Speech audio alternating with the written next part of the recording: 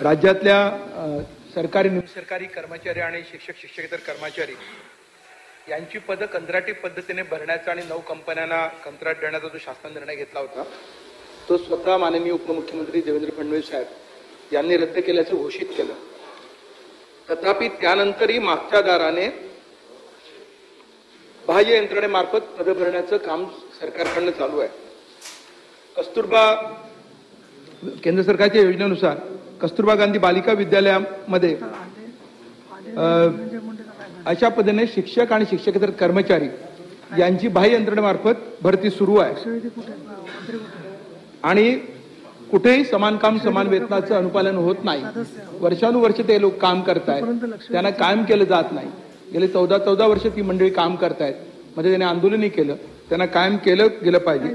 हा एक मुद्दा मला याच्यावर लक्ष देतो। आणि दुसरा मुद्दा याच्यातला असा आहे की अंशकालीन शिक्षक सुद्धा महाराष्ट्रात तेही कंत्राटावरच आहेत आणि ते नाममात्र वेतनावरती किंवा मानधनावरती आहेत, वेतनही नव्हे मानधनावरती आहेत। त्यांना कायम करण्याच्या संदर्भामध्ये शासनाने अद्याप भूमिका घेतलेली नाही आणि खासगी शाळांमध्ये म्हणजे एका बाजूला माननीय उपमुख्यमंत्र्यांनी घोषणा करणं की कंत्राटी पद्धतीने केलं जाणार नाही, परंतु खासगी अनुदानित माध्यमिक आणि प्राथमिक शाळांमध्ये जी चतुर्थ श्रेणीतली पदं आहेत ही सगळी पदं आजही कंत्राटी पद्धतीने भरण्याचा शासन निर्णय मागे घेतला गेलेला नाही। तो घेतला गेलाय की नाही हा माझा प्रश्न आहे। एका बाजूला बिहार सारख्या राज्याने कंत्राटीकरण रद्द केलं।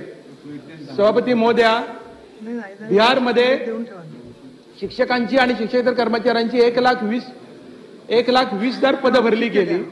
त्यातली 20,000 पदं ही त्या राज्याच्या बाहेरची होती आणि महाराष्ट्रातल्या 85 जणांना नोकऱ्या लागल्या बिहारमध्ये लागल्या बनसोडे साहेब, महाराष्ट्रातल्या तरुणांना।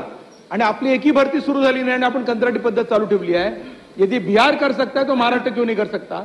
नितीश कुमारांच्या राज्यामध्ये महाराष्ट्रातल्या मुलांना म्हणजे पूर्वी असं व्हायचं की बिहारचे तरुण महाराष्ट्रात नोकरी मुंबईत नोकरी शोधायला यायचे, आता महाराष्ट्रातले तरुण विरोधी पक्ष नेते हे बिहारमध्ये जात आहेत आणि त्यांना पक्क्या नोकऱ्या मिळतात, कायम नोकऱ्या मिळतात, कंत्राटी पद्धतीने नव्हे शासकीय सेवेत नोकऱ्या मिळतात आणि त्यातले 29 तरुण तर जाऊन लागू झालेले आहेत। 45 जणांना शिकून नोकऱ्या मिळालेल्या आहेत। माझी मागणी आहे की बिहारच्या धर्तीवरती कंत्राटीकरणाचा निर्णय पूर्णपणे बंद करावा, सगळ्या शिक्षकांची आणि शिक्षकेतर कर्मचाऱ्यांची भरती प्रक्रिया ताबडतोब सुरू करावी, ही माझी मागणी या निमित्ताने मी करतो। आणि बेरोजगारांमध्ये जो असंतोष वाढतोय त्याच्यामध्ये त्यांना जर हे करायचं असेल तर राज्यातली एकूणच भरती प्रक्रिया सुरू झाली पाहिजे। आणि सभापती महोदय, परवा तुम्ही मला आवर्जून सांगितलं होतं महिलांच्या आरक्षणाबद्दल। बिहारमध्ये 50% आरक्षण महिलांना दिलेल्या नोकऱ्यांमध्ये शिक्षकांमध्ये आता जवळपास 1 लाख याच्यापैकी 57,000 महिला नोकरीला लागल्या। मग आपल्या महाराष्ट्रात हे का होऊ नये तोही मुद्दा आहे। या सगळ्या मुद्द्यांकडे लक्ष देण्यासाठी 289चा मी मुद्दा उपस्थित केलाय। माझी विनंती आहे की चर्चा होणार नाही, आपण आधीच निर्णय दिलेला आहे, परंतु याबद्दल कारण आता उद्याचा दिवस संपेल किमान एक निवेदन करण्यास सरकारला सांगावं एकूण वस्तुस्थिती काय आहे, आपली किती मुलं तिथे गेली, किती लागली आणि आपण काय करू शकत नाही, आपण काय कंत्राटीकरण माननीय उपमुख्यमंत्र्यांनी जाहीर केल्यानंतरही चालू ठेवलेलं आहे, याबद्दल खुलासा होण्याची आवश्यकता आहे। माननीय सभापती महोदया, आपण आग्रह धरला होता, आपण स्वतःच जर शासनाला सांगितलं की याबद्दलचं निवेदन करा तर ते निवेदन येऊ शकेल। एवढीच मागणी मी या निमित्ताने महोदया आपल्याला करतो। धन्यवाद।